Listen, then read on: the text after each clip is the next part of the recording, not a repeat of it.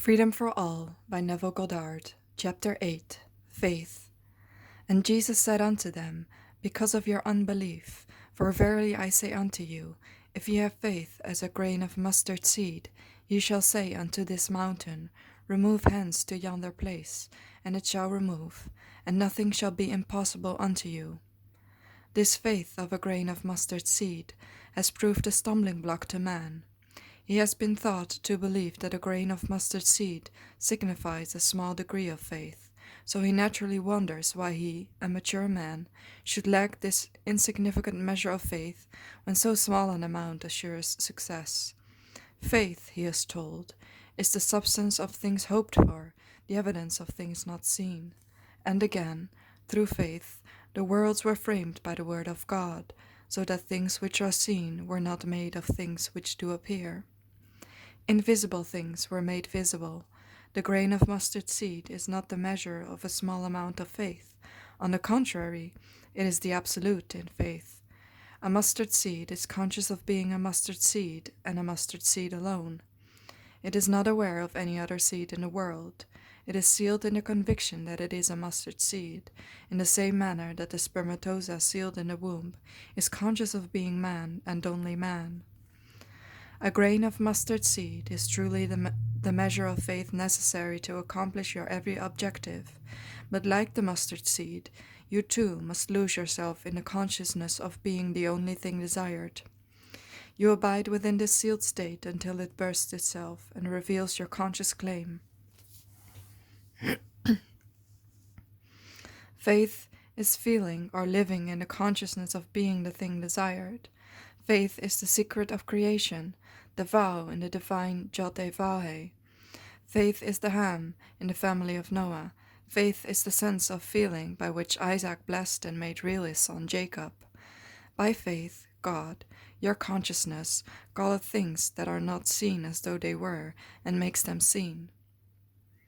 It is faith which enables you to become conscious of being the thing desired.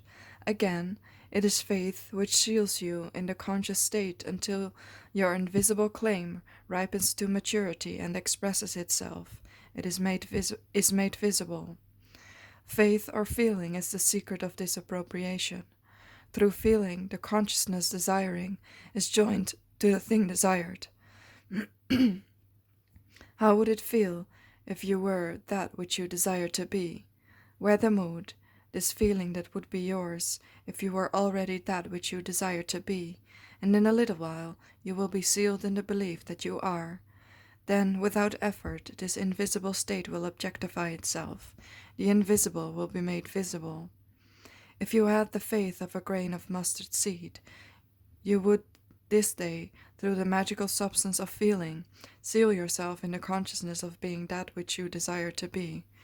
In this mental stillness or tomb-like state, you would remain, confident that you need no one to roll away the stone, for all the mountains, stones, and inhabitants of earth are nothing in your sight.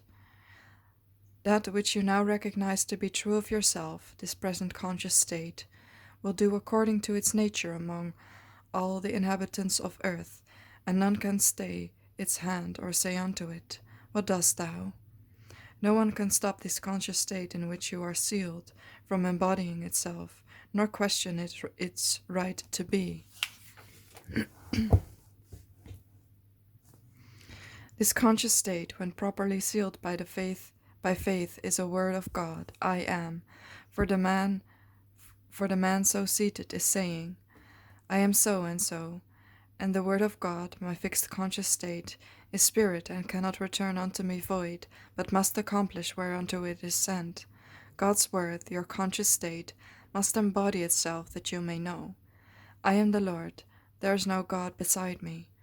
The Word was made flesh and dwelt among us, and He sent His word and healed him.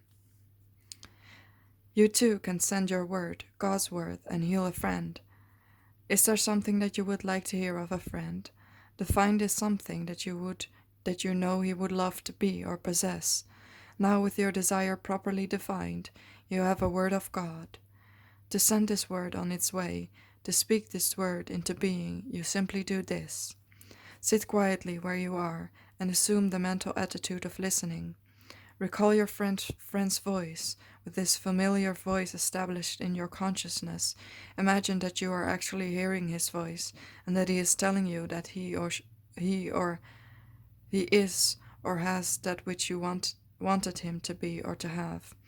Impress upon your consciousness the fact that you already heard him and that he told you what you wanted to hear. Feel the thrill of having heard, then drop it completely. This is the mystic secret of sending words into expression, of making the word flesh. You from within yourself, the word, the thing you want to hear, then you listen and tell it to yourself. Speak, Lord, for thy servant heareth. Your consciousness is the Lord speaking through the familiar voice of a friend and impressing on yourself that which you desire to hear. This self-impregnation, the state impressed upon yourself, the word, has ways and means of expressing itself which no man knows. As you succeed in making the impression, you will be unmoved by appearances, for this self-impression is sealed as a grain of mustard seed, and will in due season mature to its full expression.